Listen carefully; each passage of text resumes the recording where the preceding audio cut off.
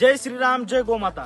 आपल्या बीड जिल्ह्यामध्ये अनेक वर्षापासून मोमीनपुरा या ठिकाणी अवैध कत्तलखाने सुरू आहेत आणि त्या ठिकाणी हजारोच्या संख्येनं लाखोच्या संख्येनं दररोज अनेक गोमाता कापल्या जात आहेत। आज कुठेतरी हे दुर्दैवी कृत्य थांबवण्याकरता यश आलेलं आहे। ज्यांच्यामुळे या दिव्य धर्म कार्याला यश आलेलं आहे ते बीड जिल्ह्याचे पोलीस अधीक्षक कावत सर, तसेच पेठ बीड पोलीस स्टेशनचे पोलीस निरीक्षक वैभव पाटील सर, सदरक्षण आहे खलनिग्रहण आहे, याप्रमाणे सर्व पोलीस बांधवाच्या सहकार्याने तसेच सर्व गोरक्षक बंधूंच्या प्रयत्नाने या धर्म कार्याला यश आलेलं आहे। आणि या बीड जिल्ह्यातील मोमीनपुरा कत्तलखान्याच्या कारवाईमधील सर्व 57 गोवंश आपल्या भुवनेश्वर गोशाळेमध्ये या ठिकाणी आणून सर्व पोलीस बांधवांनी सर्व गोमाता गोवंश या ठिकाणी आणून सोडलेले आहेत। ज्यांच्यामुळे या कारवाईला यश आले त्या सर्व पोलीस बांधवांचे मनापासून अभिनंदन, तसेच सर्व गोरक्षक बंधूंचे अभिनंदन। भूतो न भविष्य अशा प्रकारची ही कारवाई झालेली आहे।